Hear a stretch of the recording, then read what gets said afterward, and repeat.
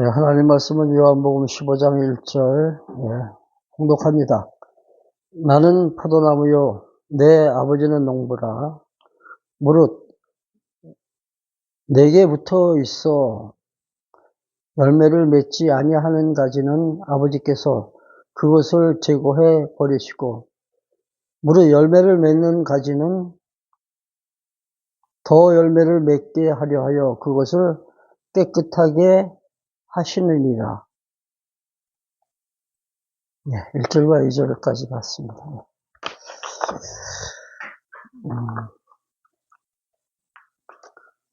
요한복음이 우리 1장 태초에 말씀이 계시니라. 이 말씀이 하나님과 함께 하셨으니 이 말씀은 곧 하나님이다. 이게 요한복음 전체를 우리가 이제 그 해석할 수 있는 하나의 기준이라 그랬습니다. 그래서 요한복음은 이제 일명 생명의 복음이라는 말씀도 있었죠.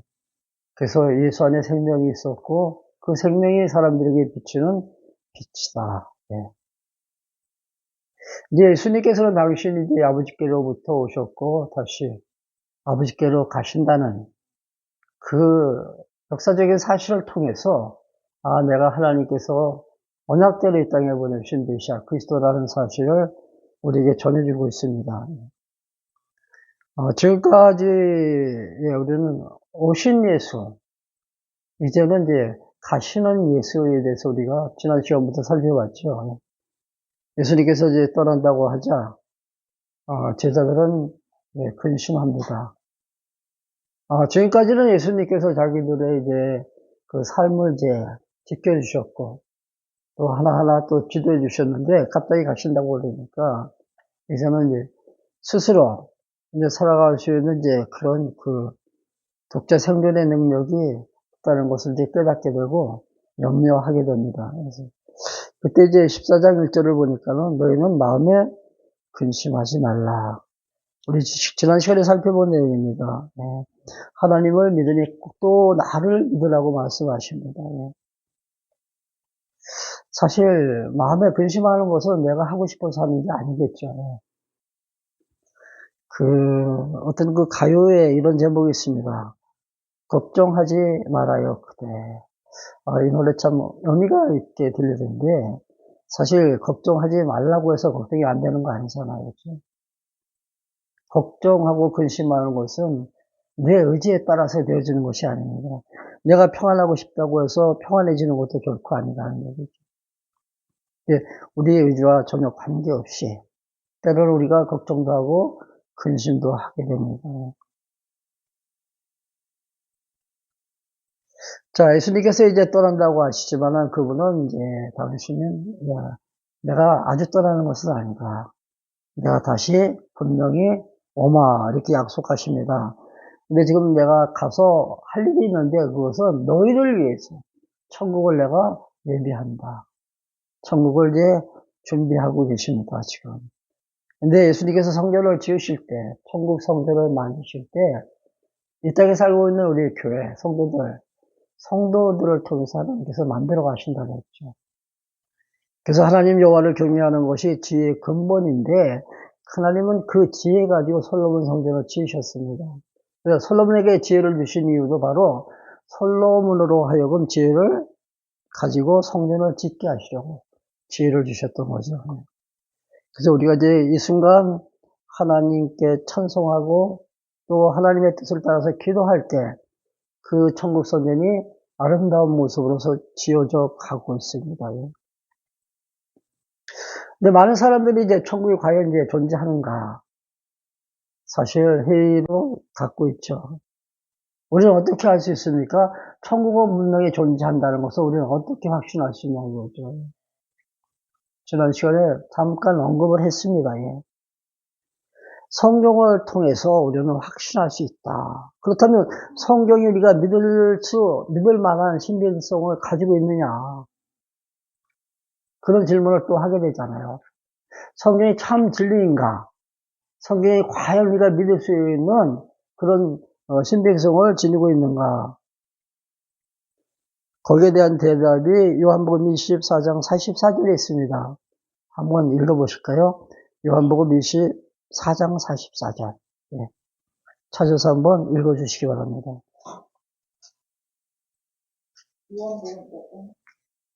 요한복음 24장 44절 없어요? 21장까지. 아, 21장.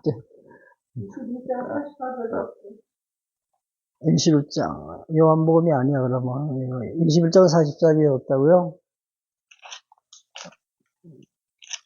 안경을 안 써, 잘 안 보여요. 아, 누가복음입니다. 누가복음 죄송합니다. 네.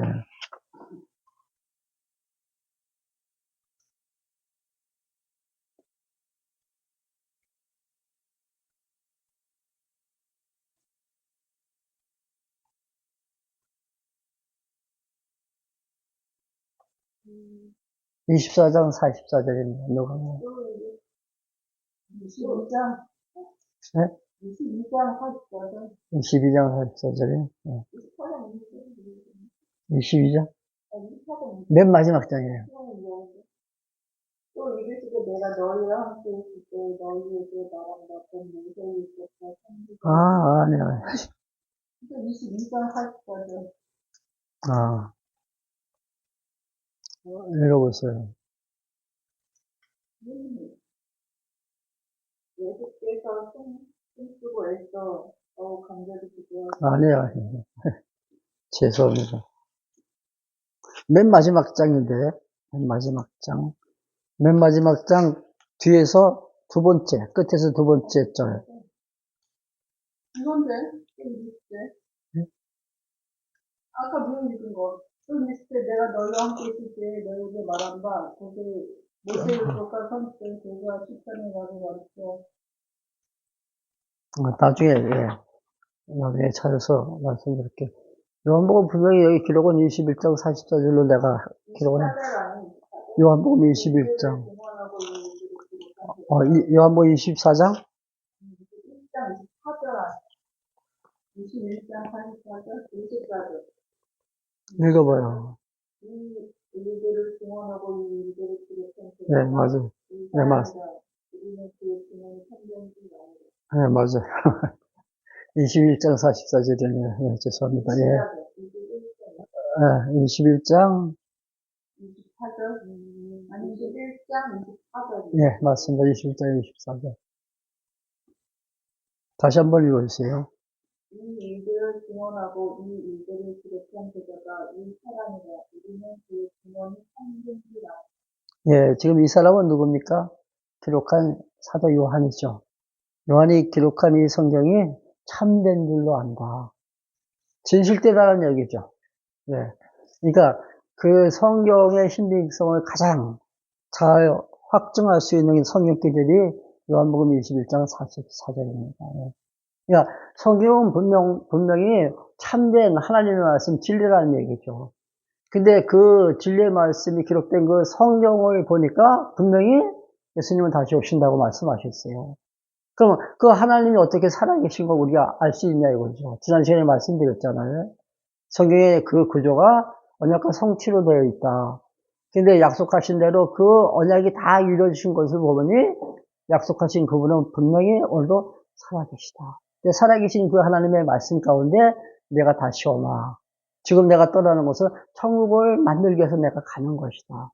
그렇게 말씀하신 거죠. 예. 천국은 분명히 존재합니다. 예.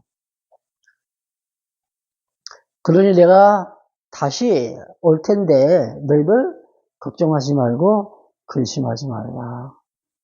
라고 말씀하시면서 또 하나 약속을 해주십니다. 16절 보시면 이제 내가 보혜사 성령을 너에게 보내주겠노라. 예, 요한복음 15장 16절입니다. 예.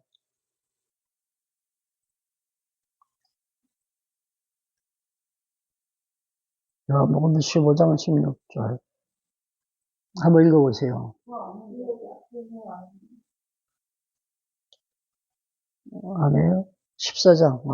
14장. 안경이 없으니까 이렇게 불편하네. 14장 16절. 예. 한번 읽어보세요.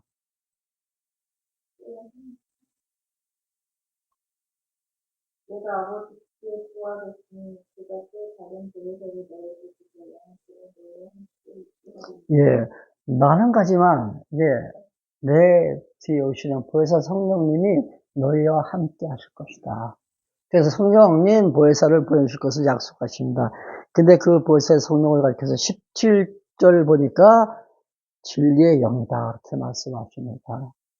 그러니까 유일한 길이고 또 참된 진리의 주체시고 영원한 생명의 근원 되신 그리스도를 증거할 때 누가?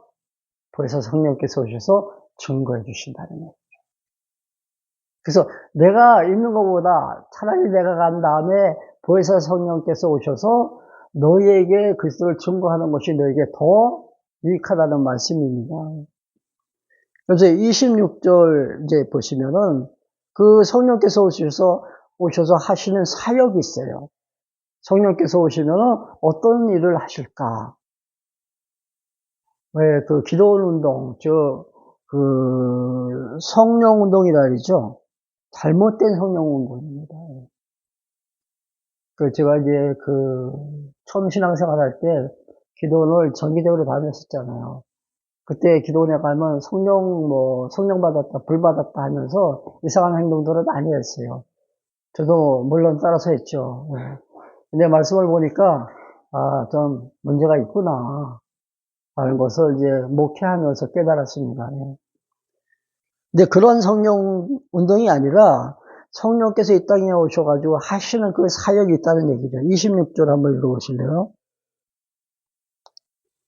하여는 됐다. 14장 26절. 내가 아직 너희와 함께 있어서 이 말을 너희에게 하였으니 보혜사 곧 아버지께서 내 이름으로 보내주신 그가 너희에게 모든 것을 가르치고 내가 너희에게 모든 것을 하셨느니라. 네. 가르쳐 주신다 그랬죠. 네. 성령께서 오셔서 하시는 일이 우리에게 그리스도를 증거하시면서 하나님의 말씀을 가르쳐 주십니다. 그래서 그 가르치시는 분은 성령님이에요. 즉, 교사라는 얘기죠. 그 인식의 어떤 그 구조 속에 보면은 우리가 누구를 대상으로 이제 우리가 알아가는가? 하나님을 우리가 알아가는 거잖아요. 근데 하나님을 알아갈 때 필요한 도구가 있습니다. 그것은 성경이에요. 그리고 인식의 주체는 타락한 이성이 아니라 중생받은 이성들이. 근데 주관자는 누굴까요? 가르치는 주관자는 성령이시라는 거죠. 성령님이 바로 하나님 말씀을 우리에게 가르치시는 교사예요. 제가 앞에서 이렇게 지도하고 있지만 저는 교사라고 하기보다는 저는 전하는 자, 전달자. 그 전하는 자를 교회에서 뭐라 그러죠? 목사라고 하는데 더 엄밀히 따지면 전도사가 맞습니다. 그래서 저는 가르치기보다는 전하러 이렇게 이 자리에 섰다. 언젠가도 내가 한번 드린 말씀인 것 같아요. 그러니까 가르치시는 분은 분명히 성령님이십니다. 그분이 교사예요. 오셔서 우리에게 하나님의 말씀을 가르쳐 주시고 또 하나는 기억나게 하신다 그랬잖아요. 그렇죠? 예수님께 들은 말씀이 새롭게 다시 한번 떠오릅니다. 머릿속에서 다시 기억나게 하시는 분이 성령님이에요. 그 기억나는 것을 기록한 것이 뭐예요? 제자들이 예수님과 함께 하는 동안에 있었던 그 많은 일들을 기억하면서 한 일이 뭐예요? 기록된 성경이에요. 그 성경으로 기록한 거죠. 15장 26절도 한번 읽어보실래요? 15장 26절입니다. 내가 아버지께로부터 너희에게 보낸 그 분야의 보혜사 곧 아버지께로부터 나오시는 진리의 성령님이 오실 때에 그가 나를 증언하게 예. 성령님께서 하시는 또 하나의 사역이 있다는 것은 그리스도를 증거하는 거예요. 예, 가장 중요합니다. 그 복음서에 보면은 예수님 당신이 내가 메시아다 이렇게 증거한 것이 바로 사복음서라 했잖아요. 마태, 마가, 누가, 요한복음에서는 예수님 스스로 당신께서 증거하셨어요. 나는 하나님의 아들 그리스도다. 이후에 사도행전부터는 누가? 성령께서 증거하시죠. 요한계시록까지 보면은. 성령이 오셔서 하시는 사역 가운데 중요한 게 바로 예수가 하나님의 아들 그리스도 되심을 증거하는 겁니다. 이제 당신 떠나시면서 또 하나 약속을 하십니다. 그게 뭐냐면 평안을 내가 너희에게 준다 이렇게 말씀하시죠. 우리 아까 예배 드리면서 그런 찬송, 평안을 너희에게 주노라. 그런 찬송이 있잖아요. 평화, 평화. 그 평화는 하나님께서 우리에게 주신 선물이에요. 27절, 14장 27절 한번 읽어보실래요?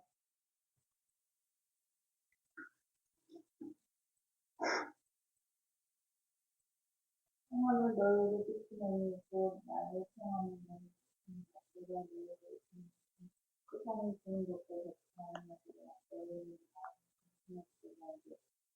예. 평안을 너희에게 주노니 너희는 밤에 근심하지 말고 걱정하지 말라. 근데 근심하고 걱정하는 것은 아까도 말씀드렸지만 내가 하고 싶다고 하는 것이 아니고 또 하면 안 되니까 하지 말자 해서 안 하는 것이 아니잖아요. 그렇죠? 근데 예수님께서 우리에게 평안을 주신다라고 하실 때 그 평안의 주인이 누구예요? 읽은 그 말씀 속에 있잖아요. 지금 27절입니까? 내가 너희에게 평안을 주는데 내 것을 너희에게 준다라고 그렇게 말씀하시죠. 평안을 너희에게 끼치노니 곧 나의 평안을 너희에게 준다. 이건 내 것이라는 거죠. 평안은 우리가 만들 수 있는 게 아니에요.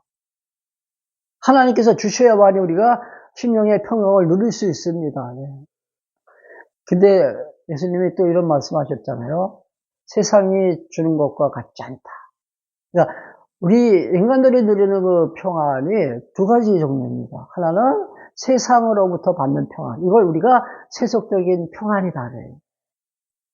또 하나는 하나님께서 주시는 심령의 평안. 심령의 평안이죠. 근데 세속적인 평안함과 심령의 평안이 어떻게 다를까요? 예수 안 믿는 분들도 평안하다 그런 말을 많이 해요. 정말로 행복하다, 평안하다 그런 이야기 많이 한다는 얘기죠. 무엇이 다를까요?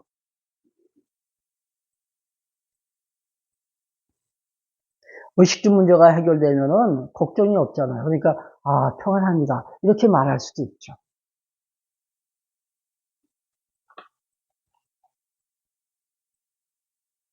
어떤 사람들은 모든 것이 다 만족한데도 내가 원하는 것이 다 있음에도 불구하고 걱정하는 사람들이 있어요. 왜?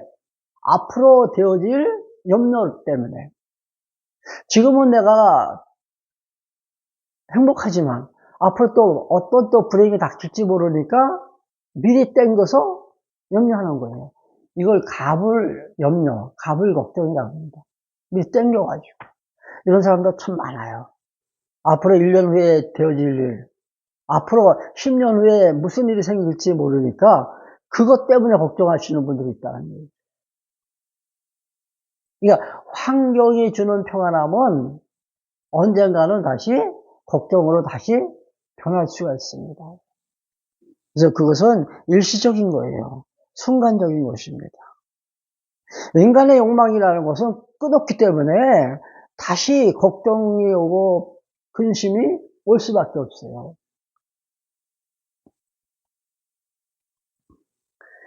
또 많은 사람들이 명상이나 요가, 참선을 통해서 또 평안함을 누립니다. 이건 수련을 통해서 얻는 평안함이잖아요. 그렇죠? 이런 것들이 다 세속적인 평안함이라는 거예요. 이런 것들이. 물론 우리의 생각을 바꾸면은 우리의 마음이 편해질 수가 있어요.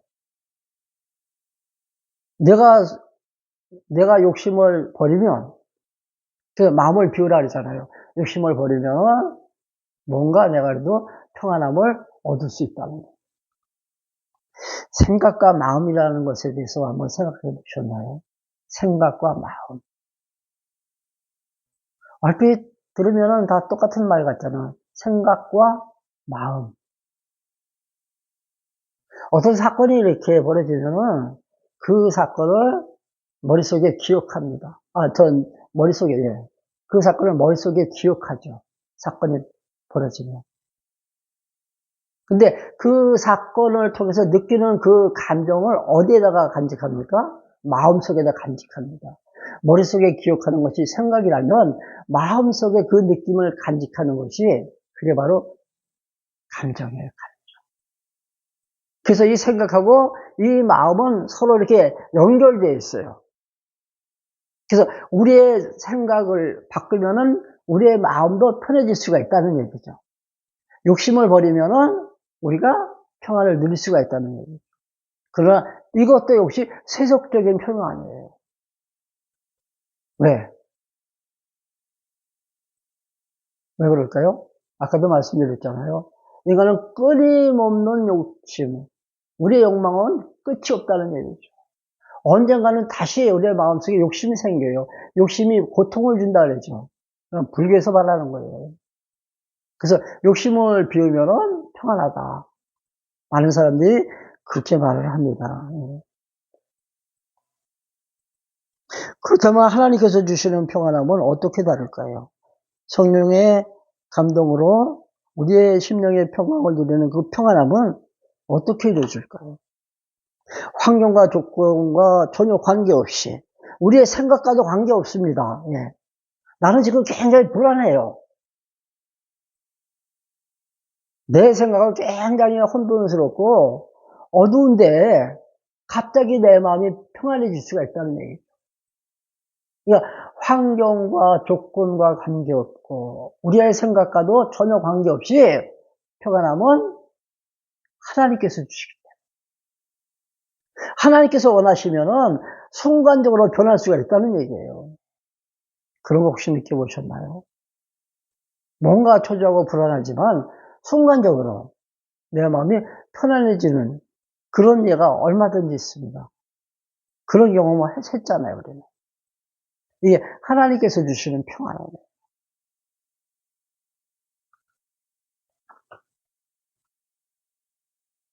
여기서 말하는 이 평안함은 근심과 고통 속에서 주시는 평안함이에요.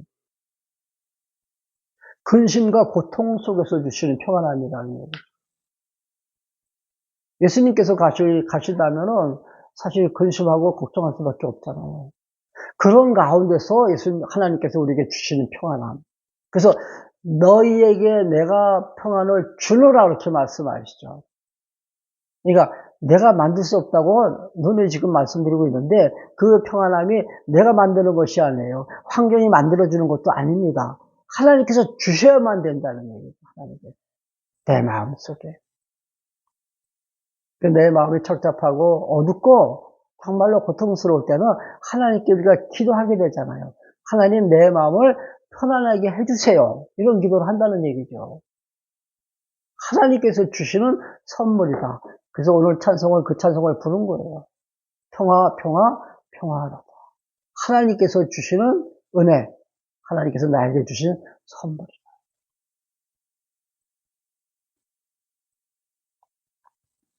자, 우리 고린도후서 6장 한번 보겠습니다.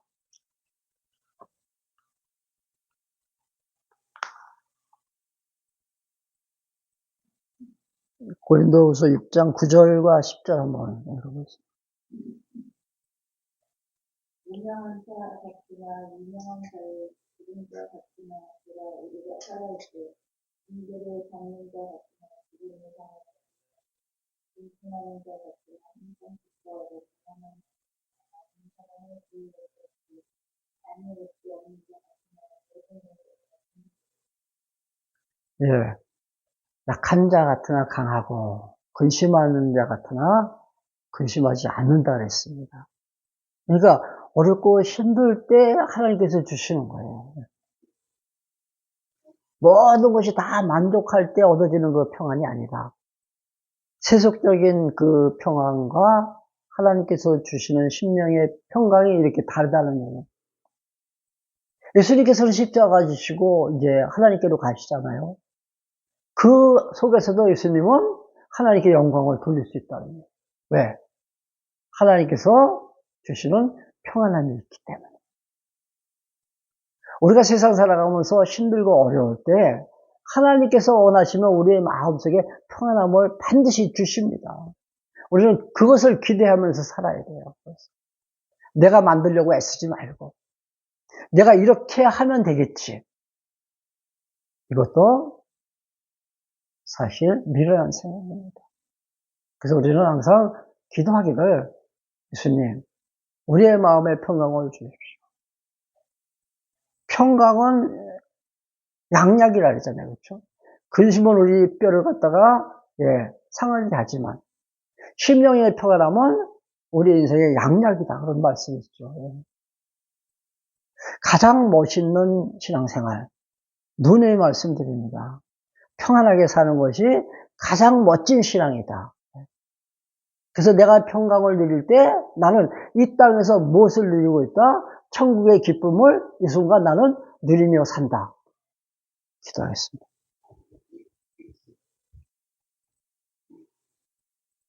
평안을 너에게 주신다고 약속하신 하나님, 우리가 힘들고 어려울 때 우리는 기도할 수밖에 없습니다. 우리의 심령의 평강을 주셔서 늘 기쁨으로 승리하는 삶을 살아가게 하옵소서. 이 땅에서 천국의 기쁨을 맛볼 수 있도록 축복하여 주시옵소서. 근심 걱정 다 사라지게 하옵시고 지금부터는 내가 하려고 하는 그런 의도, 생각조차 다 버리게 하사 만사를 주께 맡길 수 있는 믿음 주시옵소서. 그래서 하나님께서 이끌어 가시는 대로 따라 순복할 수 있는 가장 멋진 신앙생활을 하는 우리 샬롬 교회 가족들이 되어지게 하옵소서. 우리 주 예수 그리스도의 은혜와 아버지 하나님의 크신 사랑하심과 성령님의 교통하심이 모인 무리 가운데 함께 계실지어다. 아멘. 감사합니다.